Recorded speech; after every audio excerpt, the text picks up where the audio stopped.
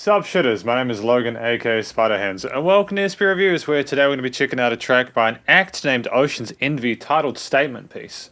And if we switch over to here, we're going to be listening through this track from start till finish. We're going to hear what we think. Let's go. Let's do this. Boom. Oh, I'm liking that. Really insane synthy kind of... Oh, the filter. Sorry, that was just so much to take in at once with the... The increase in that tempo, that free fall there. What have we got next?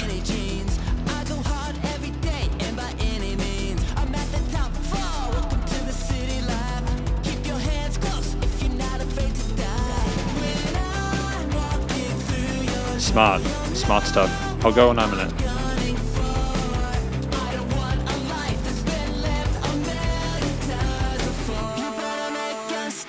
Just the combination of the synths, the bass, guitars, the drums, the development as we go through it, there are no filler bits. There's little bits of shimmer and shine, and his vocals are so charismatic as well. I love that he kind of varies his approach to it. There's lots of energy in there.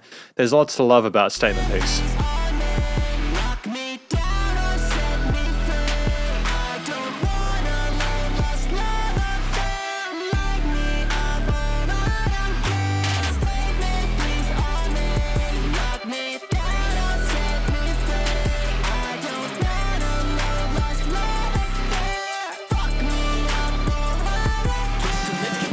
We're going straight away to a completely different vibe with those vocals, with the heavy modulation on the effects chain, and the combination of that plus the halftime drums and the bass and these really starry, sensational, colorful, almost mystical, transcendent synthesizers kind of reminds me of what the single art looks like to me. It's beautiful, man.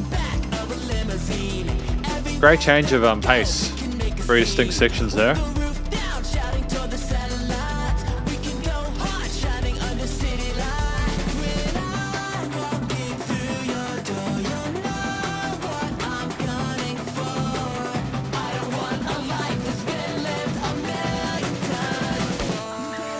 I don't want a life that's been lived a million times before. Cool, this is his statement piece. This is him saying, yo, I want something different. I want something better. I want something that's original, unique to me, and I want it to be, you know, amazing. Absolutely.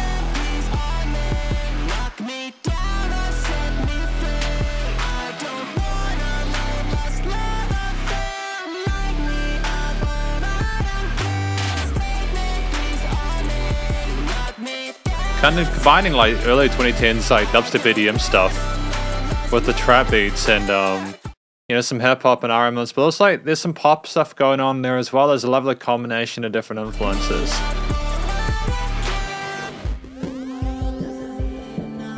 And complete shift in dynamic range. Nice filtering of the drums.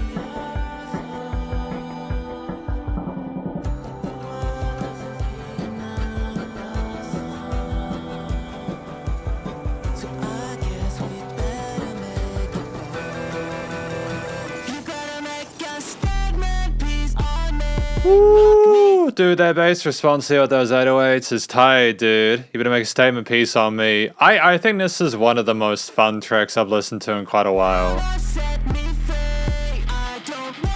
The production is phenomenal. Because it should be noted, I think, that you've got Kurt Mantei. It's a tricky one. It's Mantheiy. I've never pronounced that before. Hopefully I'm not too far off. Who's the frontman. And then you've got a producer. Jonathan Paulson apparently is the producer who's helping out on that front. And it's a wonderful, wonderful joint effort. Really effective, dude. Really effective.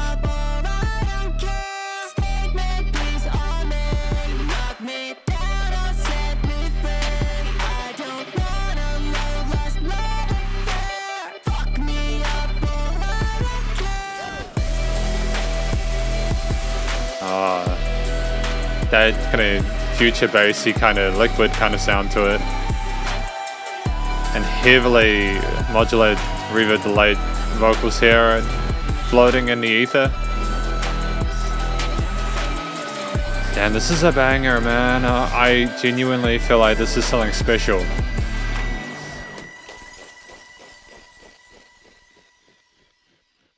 Dude, like, where do I even start with this? Where do I even start with this track? My goodness, my lord. Because this is the conclusion.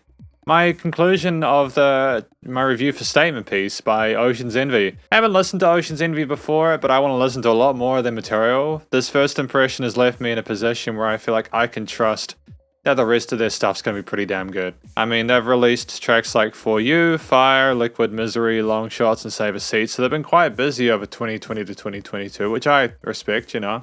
I know it's been a bit of a trying, tricky time for musicians over the last few years with it. A lot of stuff, including COVID and all that, but it's so great to hear and see musicians that are prolific and putting out lots of really, I'm sure, again, great material. Obviously, if you want to hear more, go check out Ocean's Envy's Spotify, but to sort of conclude, I mean, the story, I think, is about someone exclaiming what they want to have, their place in the world, what they want to leave behind, their legacy, their journey. They're telling you what their life needs or wants to be like, and it's all about achieving more than what the million other lives have been before it. And I think that just the energy of the vocals, as well as the really interesting approaches to the way we both communicate and stage those melodic sequences in those verses in the hook section, along with the modulation on the vocals to make them so distinct. And then you've got that kind of really kind of glistening, wavy outro with the filtering and the high-end focus. It's just fascinating music, really. Kurt's a great singer. You know, he might not be doing a whole lot of, Mariah Carey, Alicia Keys kind of legato ornaments, sweeps and stuff, but you don't need to be doing really fancy stuff as a singer, providing you've got the attitude down, you're hitting the notes correctly, and you've got that coloration and texture that slots really well into the mix. And it can be a really difficult time to find your niche, you know what I mean? But I think that we've got it with Ocean's Envy. It's testament to the chemistry that they had between the front person and producer that they were able to make this work. I love the fact that it's structured like this, that verse, chorus is so effective, but just that intro with the fluctuating, oscillating synth parts, and just kind of sounded like we're starting up a movie, you know, like the old-timey movies on the reels and stuff like that. But also like we're counting down to something pretty spectacular, and then the end of it just flowed out, man. It was in and out, 3 minutes 8, that is not a long time for a track, but all the real estate was used here. The synths, the guitar parts, the bass, drums, different pads and keys and all that, just so much to appreciate and enjoy. Simultaneously, we had a situation where there was more than enough, but also I want more from it at the same time, I think partly because of the time I had and how much I enjoyed it. You effectively had a 3-note bass line for a lot of it. That was just layered on and developed with those guitar parts in the second half of like the verse bits, and then of course you had the heavy 808s and the drums and everything, the variation there, different grooves with the verse and choruses. The synth parts where there were supportive pads adding a nice sort of coloration there, and the side bits, or whether you had the more sort of energetic center focused ones, we found a place for all of them in the mix, in the arrangement that made sense. And while we didn't have too much complication in the overall harmony, I think we did have enough to keep it entertaining. I think part of that was not only the vocals, but also just the shifts in the timbres and the rhythms and stuff of the different instruments.